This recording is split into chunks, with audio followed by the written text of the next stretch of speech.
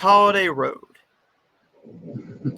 Holiday Road, a travel writer, a tech entrepreneur, a devoted mother, and more strangers are stranded at the airport for the holidays. They rent a van for an unexpected road trip. This film could have gone very wrong. It could have gone so wrong. With this many characters, if you don't give enough character... Okay. If you don't give enough attention to each character, that's what I'm trying to say, then your movie is going to fail because some of these characters are going to fly way under the radar. And that's what almost happened with one character. But he had a nice emotional arc at the very, very end because while he's a likable guy, he's really likable, we know very little about him. There's teases here and there, and I was hoping for a payoff. But what we get here is a very fun road trip comedy. Very fun road trip comedy. Like with the past three films, the ending. The very end of this film. Once we get to the big kiss between Warren Christie and Sarah Canning. I didn't like that scene. Yes, it's very Hallmark-esque, but it just didn't fit the rest of the film to me. It did not fit the over-the-top, fun, emotional ride that we just went on. Instead, it's just, here's your typical romance ending, which is, it's fine. It's fine. But what does work here is the chemistry between our stars, between our characters. The story here works. It's a road trip film that does have some stakes to it. Each character has a reason to be on this road trip. They have a reason here. Some more than others. Some are more sad than others. Some are more nerve-wracking than others. And some are basically just there to go and see their family. But the chemistry between our two love interests here, Sarah and Warren, it was fine. Nothing great. I wasn't watching this as a romance film, but they have to have that. They have to have it in there because it's a Hallmark film. This is a Hallmark film.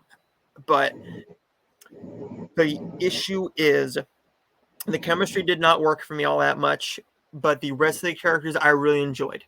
I enjoyed the banter back and forth.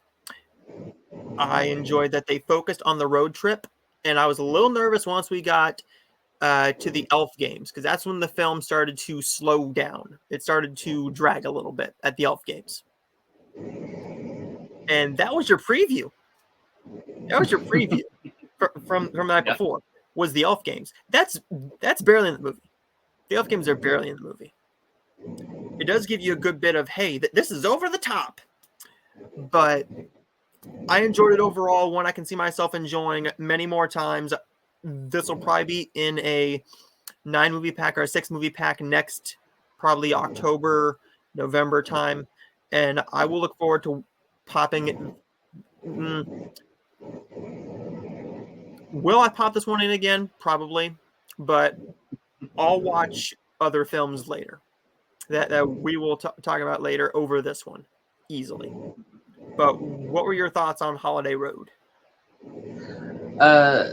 Well, this one was definitely made me laugh more. It definitely brought some heart to it.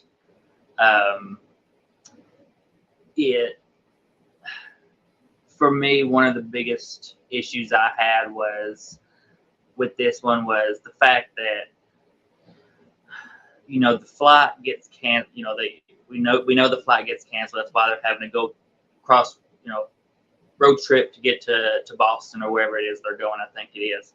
Mm-hmm. And along the way, I don't understand.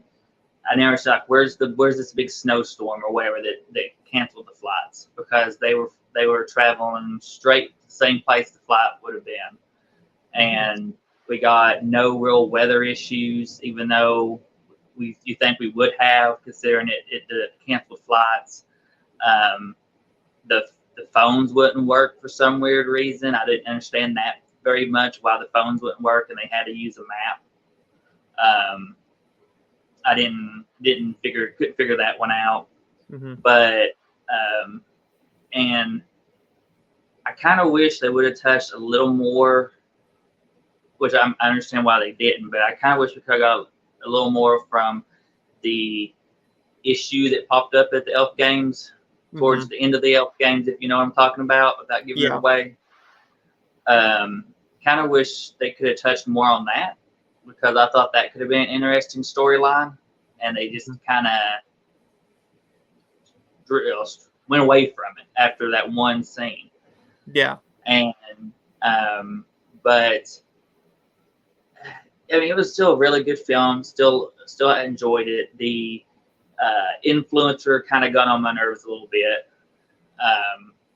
but I think that was sort of meant to be, because they wanted her to learn a lesson by the end of it.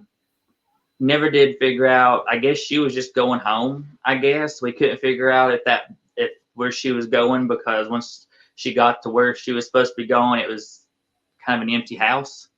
Yeah. So we were like, did she go to see family? Is this her house? Like, you know, I'm like, we were kind of confused on that part. We could have got a little more information, I think, there. But everybody else was pretty well fleshed out, really good. Like you said, I'm glad they did give us something on the one character, I think it was Dusty, I believe his name was, character towards the end. That was a really good story arc. And the ending for me, it's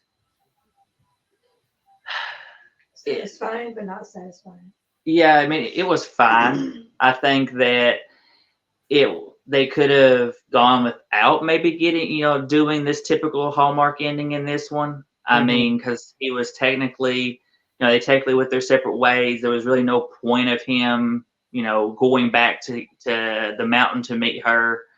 How he would have known where she was exactly at that time, don't know. They didn't really need to do that. But the actual ending, when we get to the actual ending, I thought that was a good moment. Yeah. When we can spoil that when they get back together, and it's a very happy, very happy moment. That was nice. But I thought that if you would have added a different ending, I thought it could have been a better film, and it could have got to the 4 to 4.5 range. But I went with a 3.5 out of 5. That's what I went with too, is a 3.5 out of 5.